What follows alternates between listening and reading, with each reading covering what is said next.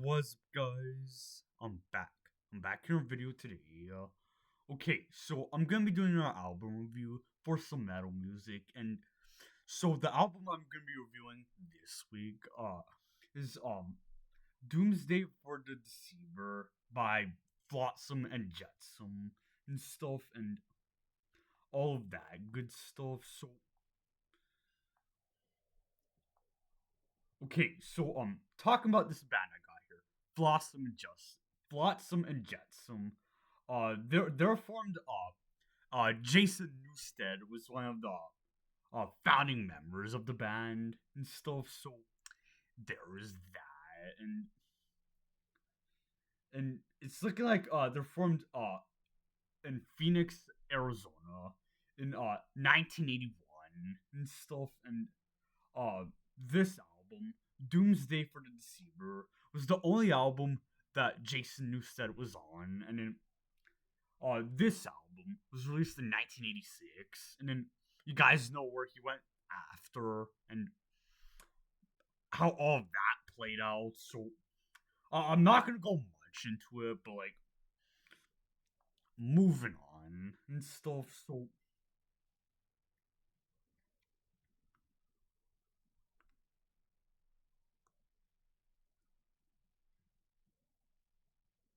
this just great. Okay, so looking at albums released for Flotsam and Jetsam, they got good amount of albums released, and it appears their most recent one, I Am the Weapon, was released last year. So there's that, and yeah, it appears what I'm looking here. They got a good amount released, and they got I'm trying to count these. We got 7 albums before 2000, and it appears we got um 8 albums after 2000. So I think that's 15 studio albums for this band here and all that good stuff.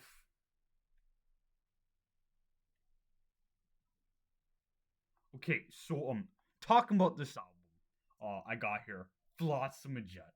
No, this album I got here, Doomsday for the Deceiver. It's the first album released in 1986.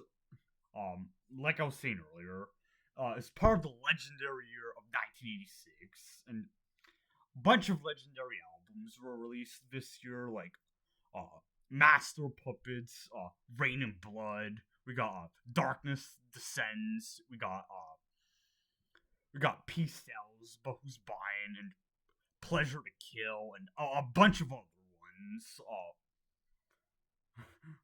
Released in the legendary year of 1986. So time for my thoughts on this album. So first thing I notice is the length on some of these. Actually, before I get into my thoughts, before I forget to before I forget about this, the track listing. There's 9 tracks on here. Well, it's saying here on good old Wikipedia. I'm using mainly because I'm lazy. What I'm looking here, it's saying there's a tennis track, Flotzilla, but saying the song does not appear on final LP format. So there's that. So technically, when I was listening to this album on YouTube, there's 9 tracks. So there's that, and now it's time to get into my thoughts. So first thing I noticed, the length on some of these songs, and also some of the proggy elements, like there are multiple songs that are like over 6 minutes long. Like there's the first song, Hammerhead. There's there's the there's Doomsday for the Deceiver, the song. That's not a little over 9 minutes, and same with the a similar thing with the next song, Metal Shock, that's a little over 8 minutes long. So there's a good amount of like proggy elements going on in the music and just like the way everything sounds, just like also there's Jason Newsted doing his thing on the bass, like his bass playing is in the mix, which is nice, and all of that good stuff, and I thought he did his thing like in terms of like bass playing on this album. Like I think there's the fifth song, Doomsday for the Deceiver, the song. Like I want to say around like towards like the middle section of the song, after like a solo part.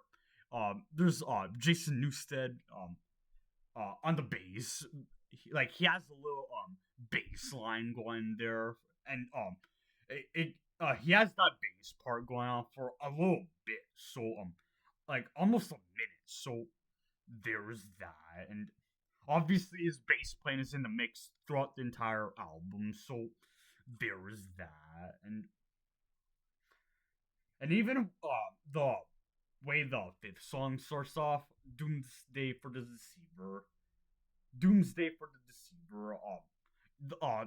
That song starts off like clean, like with clean guitar parts going on, and that goes on for like a solid 2 minutes or so, or almost 2 minutes. And not gonna lie, like especially with the way it starts off, kind of this is gonna be like way out there in terms of like comparisons like with riffs and stuff, but the way the fifth song starts off with like acoustic parts going on kind of reminds me of um uh the way the Conjuring by Megadeth starts off.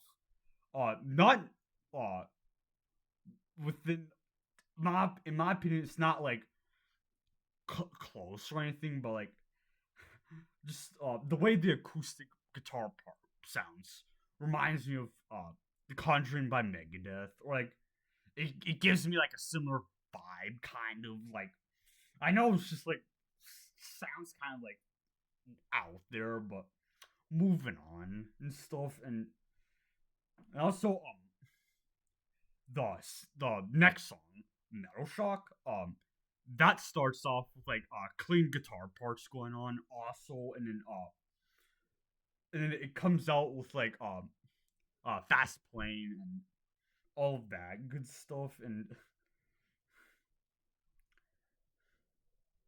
that's another thing I noticed is like the way everybody's playing kind of sounds like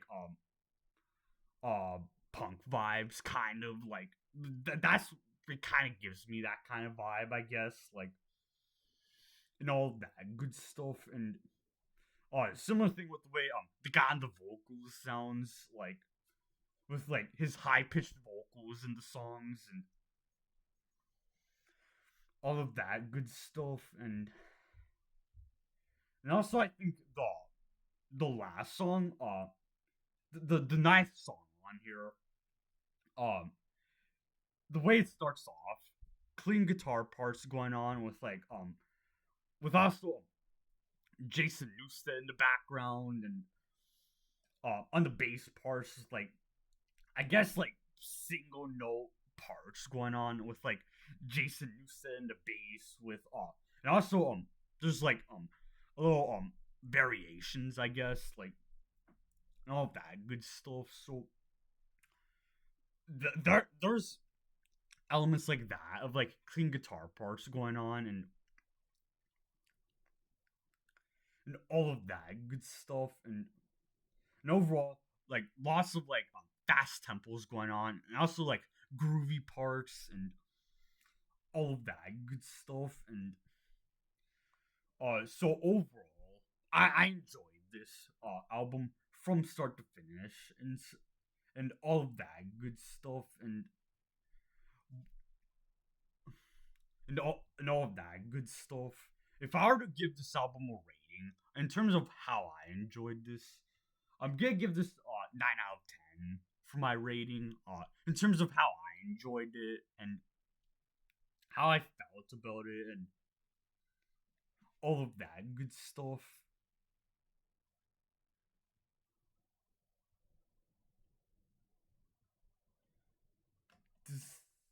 Disagree. Okay, so I'm trying to think of other things I could talk about this. Like,